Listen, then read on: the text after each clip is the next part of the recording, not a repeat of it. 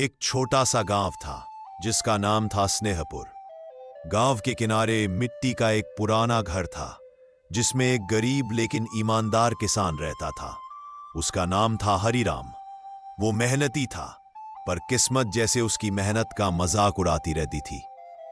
छोटी सी जमीन पर फसल उगाता, लेकिन सूखा, कभी तूफान तो कभी कीट उसके खेत को बर्बाद कर देते।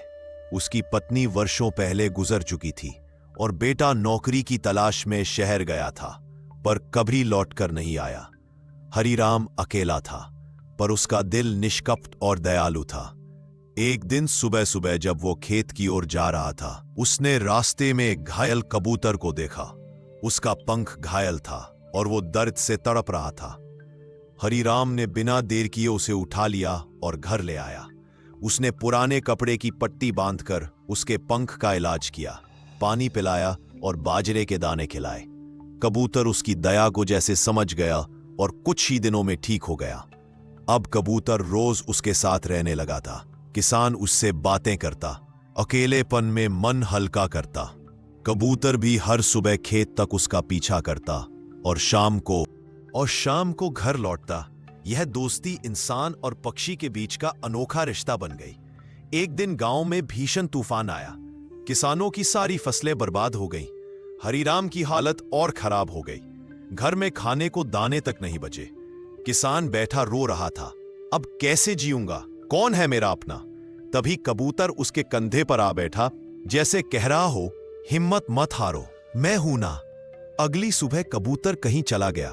हरिराम दिन भर उसे ढूंढता रहा, लेकिन वह नहीं मिला। 3 दिन बीत गए। किसान सोचने लगा कि उसके दुख देखकर शायद कबूतर भी उसे छोड़कर चला गया।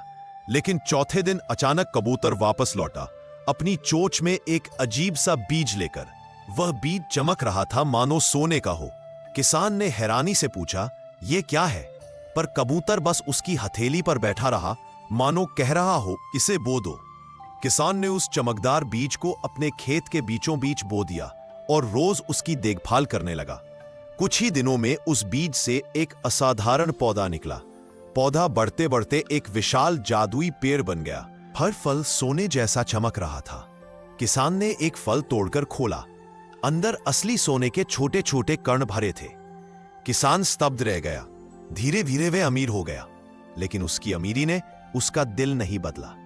उसने पैसे से अपने गांव की मदद की, गरीबों के लिए कुआं बनवाया, अनाथ बच्चों के लिए स्कूल शुरू किया और बीमारों के लिए दवाएं बांटी।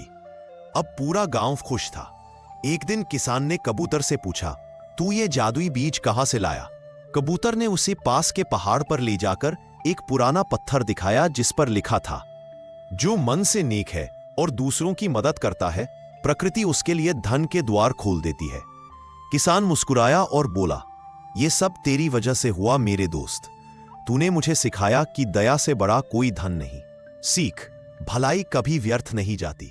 सच्चे दिल से किया गया अच्छा काम एक दिन जीवन में खुशियों और समृद्धि के रूप में लौटकर जरूर आता है।